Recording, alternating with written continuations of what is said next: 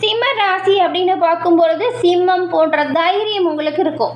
நேர்மை, நல்ல ஒரு தாராள குணம், கூட்டத்தில் இருந்தாலுமே தனித்து தெரியக்கூடிய தலைமை பண்பு, இது எல்லாமே இயல்பாக அமைஞ்சிருக்கும் இந்த சிம்ம ராசி அன்பர்கள் உங்களுக்கு. இப்போ பாருங்க, மாசி மாதம் முடிஞ்சு பங்குனி மாதம் பிறந்தாச்சு. இந்த பங்குனி மாதத்தில் சிம்மராசி அன்பர்களுக்கு என்ன மரண பலன்கள் உண்டாக போகுது, செய்ய வேண்டிய பரிகாரம் என்ன, எந்த விஷயத்துலலாம் நீங்கள் கவனமாக இருக்கணும், நீங்கள் வழிபட வேண்டிய தெய்வங்கள் குறித்து முழுமையான விளக்கத்தையும் உங்களுக்காக இந்த பதிவில் நாங்கள் இப்போ சொல்லியிருக்கோம். இந்த பதிவு நிச்சயமாக நீங்கள் பயன்பெறக்கூடிய வகையில் இருக்கும். ஸோ ஸ்கிப் பண்ணாமல் முழுமையாக பாருங்கள். சிம்மம் சூரியனை ராசி அதிபதியாக கொண்டது. உங்களோட வாழ்க்கையில் எல்லா வகையிலுமே சிறப்பான உயர்வு பெற என்ன செய்யணும் அப்படிங்கிற முக்கியமான விஷயத்த சொல்லியிருக்கோம். ஸோ ஸ்கிப் பண்ணாமல் பாருங்கள். இந்த பங்குனி மாதம் உங்களோட வாழ்க்கையில் திருப்பு முனையை ஏற்படுத்தக்கூடிய அமைப்பை கொடுத்துருக்கு. அது சாதகமான அமைப்பா பாதகமான அமைப்பா அப்படிங்கிறத வாங்க நாம் இப்போ விரிவாக பார்க்கலாம். ஒவ்வொரு கிரகமுமே குறிப்பிட்ட இடைவெளியில் ஒரு ராசியிலேருந்து இன்னொரு ராசிக்கு பயிற்சி ஆகிறது வழக்கமாக நடக்கிற விஷயம். இந்த பயிற்சி அப்படிங்கிறது 12 ராசிக்கும் அதோட தாக்கத்தை கொடுத்துட்டு தான் இருக்குது. சூரியன் பயிற்சி, சனி பயிற்சி இப்போ நடைபெற்று இருக்கக்கூடிய நிலையில் அதோட தாக்கம் 12 ராசிக்குமே இருக்குது. அதில் பங்குனி மாதம் பிறந்திருக்கு இல்லையா, இந்த ஒரு நிலையில் இந்த சிம்மராசிக்கு என்ன மாதிரியான பலன் கிடைக்குது அப்படிங்கிறத பார்க்கலாம்.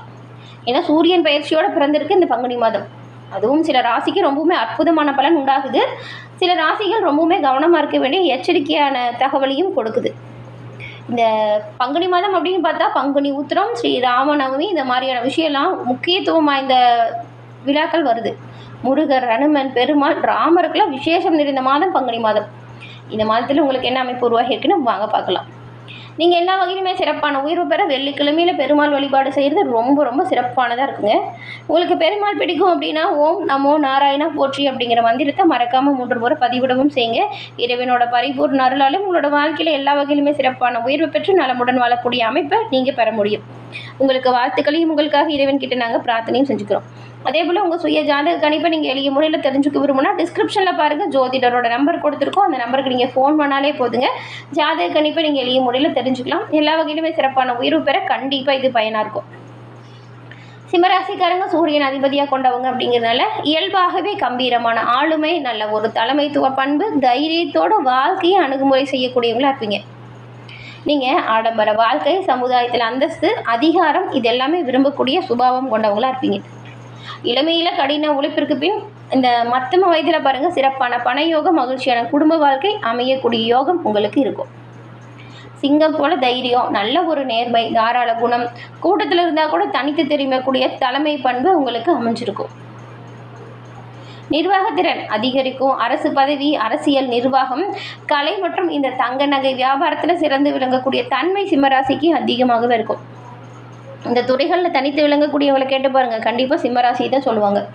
திடீர் பணவரவு, பொருளாதார முன்னேற்றம் எல்லாமே இந்த வருஷம் உங்களுக்கு நல்லாவே இருக்குது. குடும்பத்தின் மீது பாசம் கொண்டவங்க அப்படிங்கிறதுனால பாருங்கள், குடும்பத்தோட இருக்கிறவங்களுக்கு தேவைகளை தெரிஞ்சு நீங்கள் அவங்களுக்கான விஷயத்தை செய்வீங்க. காதல் வாழ்க்கையில் உணர்ச்சி பூர்வமான பிணைப்பு உங்களுக்கு இருக்கும். அதே போல் சில நேரத்தில் பாருங்கள், இந்த ஈகோவால் சில பிரச்சனையும் நீங்கள் சந்திச்சிருப்பீங்க. சிம்மராசியில் பெண்கள் இளமையில் கடினமான சூழ்நிலைகளை சந்தித்தாலும் பிற்காலத்தில் உங்கள் குழந்தைங்களால் பாருங்கள் நல்ல ஒரு மகிழ்ச்சியும் நல்ல ஒரு புகழையும் அடைவீங்க.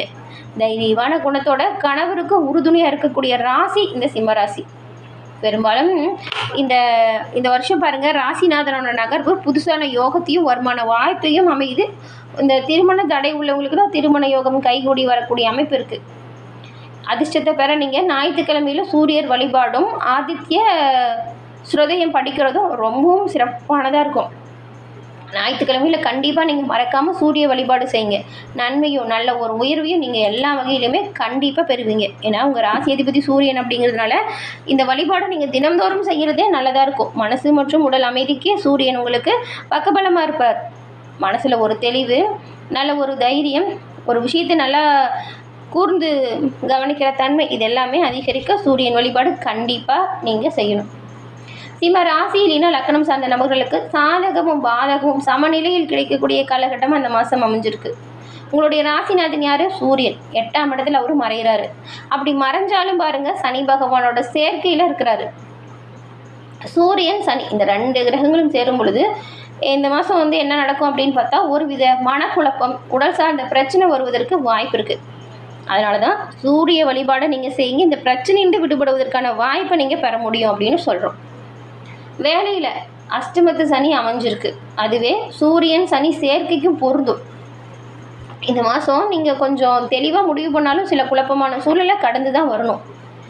20ஆம் தேதிக்கு அப்புறம் பாருங்கள், கிரக அமைப்பு நல்லா இருக்குது. அப்போ தெளிவான முடிவு எடுப்பீங்க. இந்த மாதம் முதல் 20 நாள் நீங்கள் கவனமாக இருக்கணும். கடைசி 10 நாட்களில் ஏதாவது செஞ்சு கூட நீங்கள் அந்த பிரச்சனையை சமாளிச்சிடுவீங்க. முதல் 10 நாள் அலைச்சல் அதிகமாக இருக்கும். கவனமாக அந்த காலகட்டத்தில் நீங்கள் இருக்கணும். இந்த வயதில் இதை செய்யணும் அதை செய்யணும் அப்படின்னு என்ன தோணும். ஆனால் குடும்பத்துக்காக உழைக்கிறோம் அப்படிங்கிறத கவனமாக வச்சுக்கிட்டு நீங்கள் இருக்கணும். இந்த அடிக்கடி பயணம் செய்கிறவங்களா இருந்தீங்களா, நீங்கள் பயணத்தின் போது ரொம்பவும் எச்சரிக்கையாக இருக்கணும். ஏன்னா இப்போ உங்களுக்கு இன்னுமே பயணம் அதிகரிக்கக்கூடிய வாய்ப்பு, வெளி மாநிலம் வெளிநாடு செல்லக்கூடிய யோகம் இருக்குன்னு கூட சொல்லலாம். ஆனால் வேலை விஷயமா போகிறவங்களுக்கு அலைச்சல் இருக்கும். இந்த படிக்கணும் அப்படின்னு நினைக்கிறவங்களுக்குலாம் சூப்பரான ஒரு காலகட்டம் நினைக்கலாம். வெளிநாடு போய் படிக்கணும்னு நினச்சவங்களுக்கு அதற்கான வாய்ப்பு இப்போ வந்து சேரும். வெளிநாடு பயணம் உங்களுக்கு நல்லதாக தான் இருக்குது, கவலைப்பட தேவையில்லை. 8ஆம் இடத்துல சுப தன்மையின் காரணமாக கண்டிப்பாக உங்களுக்கு இந்த வெளிநாடு யோகம் நன்மையை ஏற்படுத்தும். சிலருக்குலாம் நல்ல ஒரு அறிமுகம் கிடைக்கும். கடந்த காலத்திலலாம் அதிர்ஷ்டமே இல்லை அப்படின்னு நினச்சவங்களுக்கு கூட, ஏன் நிறைய விஷயத்தில் ஏமாந்து போனவங்களுக்கு கூட இந்த ஒரு காலகட்டம் ஏமாற்று இருந்து புது அனுபவத்தை பெற்று உங்களோட வாழ்க்கை தொழில் அமைப்புகளை நன்றாக வைத்து கொள்ளக்கூடிய அளவுக்கு நல்ல ஒரு அமைப்பு இப்போ உருவாகியிருக்கு.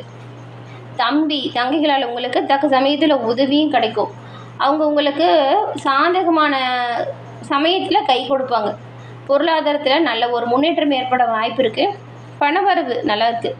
மனக்குழப்பத்தை தவிர்த்து பொறுமை நிதானத்தை கடைபிடிச்சா நல்லது.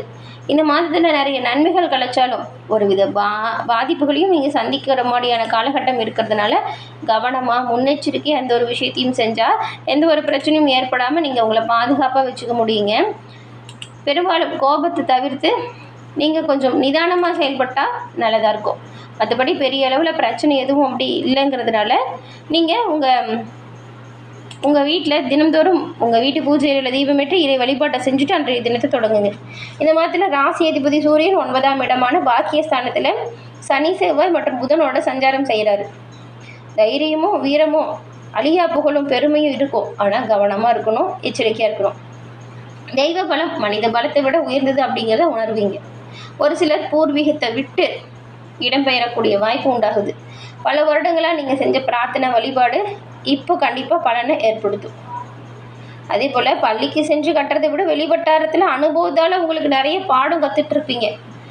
ஏன்னா இன்னுமே அந்த ஒரு சூழல் இருக்குங்க. காலம் உங்களுக்கு பலவித அனுபவத்தை பாடமாக கொடுத்துருக்கோம்.